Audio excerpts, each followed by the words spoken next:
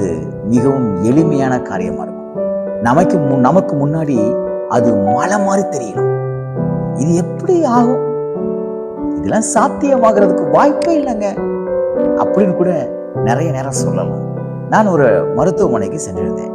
இந்த மருத்துவமனையில நின்று கொண்டது பொழுது பெரிய ஹாஸ்பிட்டல், கவர்மெண்ட் ஹாஸ்பிட்டல். அந்த ஹாஸ்பிட்டல்ல இருந்து எனக்கு முன்பாக ஒரு பேஷண்ட் இருந்தாங்க. அவருடைய கணவனார் என்ன செய்தாருன்னா, காலில் ஒரு பெரிய காயம். அந்த காயத்தை பார்த்து இவங்க ரொம்ப பயந்து கொண்டிருந்தாங்க அவங்க கணவனார். அப்பொழுது அந்த தாயார் மனைவி அவங்கள பார்த்து சொன்னாங்க ஒரு வார்த்தை. டாக்டர் வெளியே வந்து உள்ள வந்து போயிட்டு இருக்கும்போது நிறைய பேஷண்ட்டை பார்த்த உடனே அவங்க சொன்ன வார்த்தை என்ன தெரியுமா? பாரு, உனக்கு ஆனா இது பெருசா இருக்கலாம், இது பெரிய ஆப்ரேஷனா இருக்கும், இது எப்படி ஆகும்னு சொல்லி நீ ரொம்ப பயந்துகிட்டு இருக்கலாம். ஆனா உள்ள இருக்க டாக்டர் இருக்காங்க தெரியுமா, ஒன்ன மாதிரி 5000 பேர் 1000 பேரை பார்த்தவங்க, அவங்க பார்வையில் இதெல்லாம் ஒண்ணுமே கிடையாது. வார்த்தையை சொன்ன உடனே எனக்கு ரொம்ப பெரிய விசுவாசத்தை ஏற்படுச்சு. என் தேவன் எவ்வளவு பெரியவர். இன்றைக்கு நான் ஒரு வசனத்தை வாசிக்க பாருங்கள். 2 ராஜாக்களின் புத்தகம் 3ஆம் அதிகாரத்துல ஆண்டவர் சொல்லுகிற வார்த்தை 18வது வார்த்தை இப்படியாக சொல்லுகிறது, இது கர்த்தரின் பார்வைக்கு அற்ப காரியம். அற்பமான காரியங்க.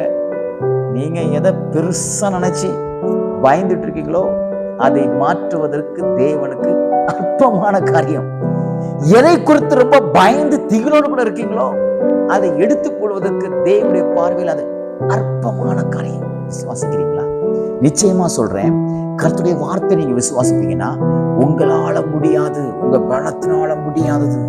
ஆமென். சில காரியத்துல நீங்க எவ்வளவு நகர்த்தியும் அது நகராம இருக்கக்கூடிய அந்த காரியம் கர்த்தருடைய பார்வையில அற்பமான காரியம்.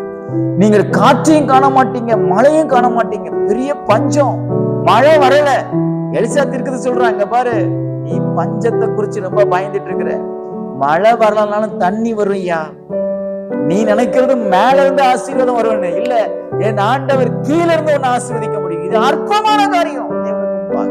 உங்க வாழ்க்கையில வியாதியை சுகமாக்குறது அற்பமான காரியம்.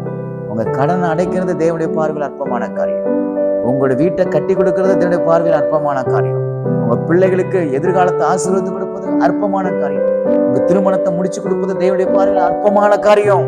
நீங்க ரொம்ப பெருசா பயந்து கொண்டிருக்கீங்க.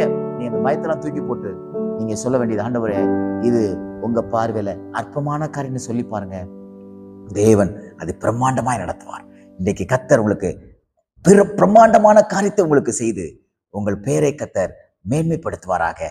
கர்த்தர் உங்களை ஆசீர்வதித்து பாதுகாப்பாராக. God bless you.